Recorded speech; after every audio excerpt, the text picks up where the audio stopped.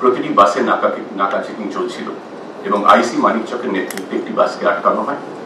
সেই তার মধ্যে যারা যাত্রী ছিলেন তার মধ্যে শামী আক্তার এবং টিঙ্কু ঘোষকে পাওয়া যায়। তাদের বক্তব্যে অসঙ্গতি পাওয়া যায় নিজেদের গতিবিধি সম্পর্কে। তারপর তাদের গ্রেফতার করা হয় এবং জিজ্ঞাসাবাদে তারা কবুল করে যে 4 জন বাইকে করে এসেছিলেন তার মধ্যেই শামী এবং টিঙ্কু দুজন ছিলেন। সেই রাতেই কাটিহার থেকে এই দুজনকে জিজ্ঞাসাবাদ করে কিছু সূত্র পাওয়া যায়। শামী এবং টিঙ্কু যাদের কথা বললাম, কাটিহার থেকে মোহাম্মদ আব্দুল গনি বলে এক ব্যক্তিকে আমরা গ্রেফতার করি। জিজ্ঞাসাবাদে জানা যায় এই মোহাম্মদ আব্দুল গনি ইনি যে অস্ত্র ব্যবহার হয়েছিল, যে আগ্নেয়াস্ত্র ব্যবহার হয়েছিল সেগুলো সরবরাহ করাতে সক্রিয় ভূমিকা নিয়েছিলেন। তার পরের দিনই এর 24 ঘন্টার মধ্যে আমরা আরো দুজনকে গ্রেফতার করি যাদের নাম অভিজিৎ ঘোষ এবং অমিত রজক। এরাও খুনের যে সার্বিক পরিকল্পনা তার এরা অংশ ছিলেন। এলাকার রেকি করা, খুনে যে মোটরসাইকেলটি ব্যবহার করা হয়েছিল সেটা ঘটনার পর সরিয়ে ফেলা এবং সার্বিক পরিকল্পনা পুরো এলাকাটাকে খুঁটিয়ে দেখা, কোথা থেকে দুষ্কৃতীরা আসতে পারে, যিনি মারা গেছেন তার গতিবিধি পর্যবেক্ষণে রাখা সার্বিক পরিকল্পনা চক্রান্তের এরা অঙ্গ ছিল। এই যে 5 জন ধরা পড়ল, যাদের নাম আমি বলেছি, শামী আক্তার, টিঙ্কু ঘোষ, মোহাম্মদ আব্দুল গনি, অভিজিৎ ঘোষ এবং অমিত রজক, এদেরকে পুলিশি হেফাজতে ডেকে জিজ্ঞাসাবাদ করা হয় এবং সেই জিজ্ঞাসাবাদের ভিত্তিতে কিছু সূত্র পাওয়া যায়। সেই সূত্রগুলির অনুসরণে গতকাল রাত্রিবেলা নরেন্দ্রনাথ তিওয়ারি এবং স্বপন শর্মা নামে দুজনকে আনা হয়, জিজ্ঞাসাবাদ করা হয়। এসপির নেতৃত্বে রাতভর জিজ্ঞাসাবাদ চলে এবং জিজ্ঞাসাবাদের পরে সকালবেলা এই দুজনকে গ্রেফতার করা হয়েছে। জিজ্ঞাসাবাদ এখনো চলছে, তবে আপাতত যেটুকু তথ্য পাওয়া গেছে সেটুকু যতটুকু তদন্তের স্বার্থে আপনাদের সঙ্গে ভাগ করে নেওয়া সম্ভব সেটুকু বলি। সেটা হচ্ছে স্বপন শর্মা একটু কুখ্যাত দুষ্কৃতী। তার বিরুদ্ধে অতীতে এলাকায় বোমাবাজি, খুন, দাঙ্গা হাঙ্গামার একাধিক অজস্র অভিযোগ আছে, পুরনো মামলা আছে। ইনি এবং নরেন্দ্রনাথ তিওয়ারি মিলে দুজনে এই ঘটনার মূল চক্রী ছিলেন। 50 লক্ষ টাকার বিনিময়ে সুপারি কিলিং এর একটা বরাত দেওয়া হয়েছিল। যাদের দেওয়া হয়েছিল, যে 4 জন এসেছিলেন, যে 4 জন দুষ্কৃতীর কথা বলেছি, যার মধ্যে 2 জন ধরা পড়েছে। ড্রাইভার ছিলেন আসরার খান বলে একজন, তাকে এখনো পাওয়া যায়নি। তিনি গাড়িটা চালিয়ে এসেছিলেন, খুনের সঙ্গে তার সরাসরি কি যোগ ছিল সেটা আমরা পরে দেখছি। এছাড়া আরো 2 জন এখনো পলাতক আছেন। তার মধ্যে একজন হচ্ছেন কৃষ্ণ রজক ওরফে রোহন, ইনিও গাড়িতে ছিলেন। 4 জন ছিলেন। একজন ছিলেন আসরার, আরেকজন শুরুতে বলেছি শামী আক্তার এবং টিঙ্কু ঘোষ, এবং আরেকজন যে পলাতক আছেন কৃষ্ণ রজক ওরফে রোহন। যে অমিত রজকের কথা আগে বলেছি হচ্ছে রোহনেরই, কৃষ্ণ রজকের ভাই।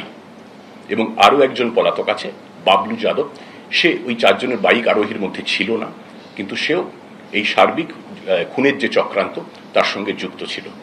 এই 2 জন যে পলাতক দুষ্কৃতী আছে, যাদের খুঁজছি আমরা, স্পেশাল টিম গঠন করা হয়েছে এই 2 জনের, কৃষ্ণ রজক এবং বাবলু যাদব। তাদের ধরলে বা তাদের যদি কেউ সন্ধান দিতে পারেন, স্থানীয় মানুষ বা ভিন রাজ্যের মানুষ, সেই মর্মে পোস্টার ছাপানো হয়েছে জেলা পুলিশের তরফে। কোনো যদি কেউ সন্ধান দিতে পারেন, সোশ্যাল মিডিয়াতে প্রচার করা হয়েছে, তাদের কেউ সন্ধান দিতে পারলে সন্ধানদাতাকে 2 লক্ষ টাকা পুরস্কার দেওয়া হবে, এটা মালদা জেলা পুলিশের তরফে ঘোষণা করা হয়েছে। এই ঘটনা খুব দ্রুত চার্জশিট দেওয়ার আমরা চেষ্টা করব।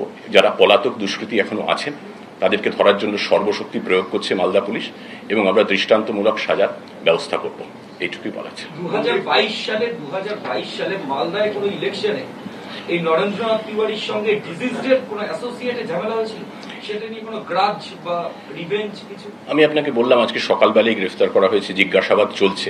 খুনের মোটিভ কি ছিল, সম্ভাব্য মোটিভ, সেই ব্যাপারে নিশ্চিতভাবে কিছু বলার জায়গায় আমরা আসিনি। জিজ্ঞাসাবাদ চলছে, তাদের পুলিশের হেফাজতেও নেওয়া হবে। জিজ্ঞাসাবাদ করে যখন আমরা নির্দিষ্ট মোটিভ সম্বন্ধে কোনো নিশ্চিত হতে পারবো, তখন নিশ্চয়ই সেটা will share it with you at an appropriate time. If you could throw some light on who is this Narendranath Tiwari and what is his role in this entire? Narendranath Tiwariর উপরে কি কেউ আছে নাকি বৃত্তটা সম্পূর্ণ হয়ে যাবে? না, এখনো পর্যন্ত আমরা যেটুকু পেয়েছি সেটুকুই আপনাদের রিভিল করলাম। এরপর জিজ্ঞাসাবাদ করে আরো যেরকম সূত্র আসবে সেরকম করব। কি কমপ্লিসিটি গ্রাউন্ডে এই ইংলিশ বাজারের এই নরেন্দ্রনাথ তিওয়ারি অ্যারেস্ট হলেন, এটা যদি একটু বলেন, মানে ওনার ইনভলভমেন্টটা কিভাবে পাচ্ছেন?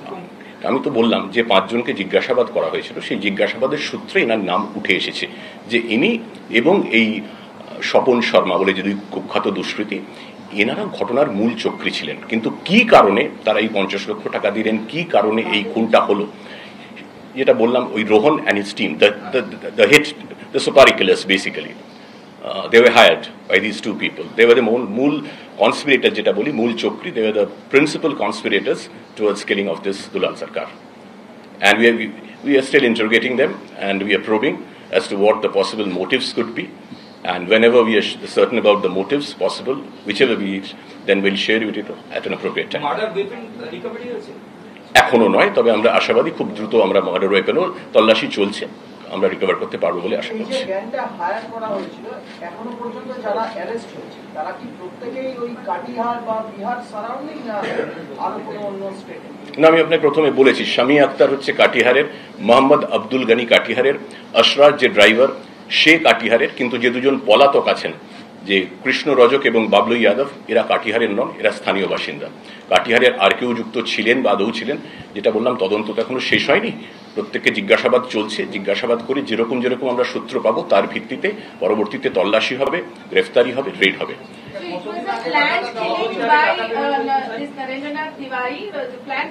Of course, it was a planned killing. It was a planned killing, but the motive behind the killing we are still not very sure of. Whenever we are slightly sure about the motive, we'll definitely share with you.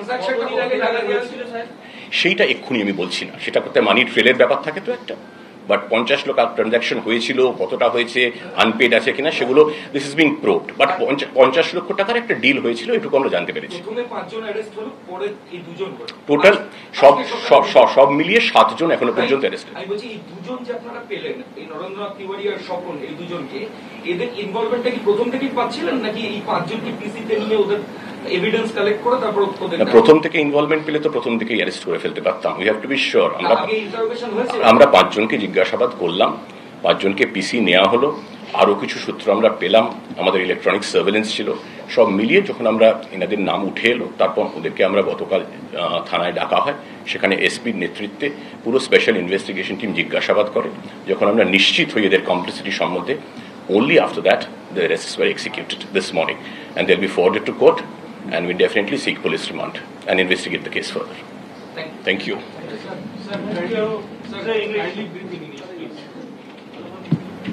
As you are aware, on the 2nd of January, Sri Dulal Sarkar, a councillor of English Bazaar municipality, was killed by 4 unknown assailants who were unknown by then.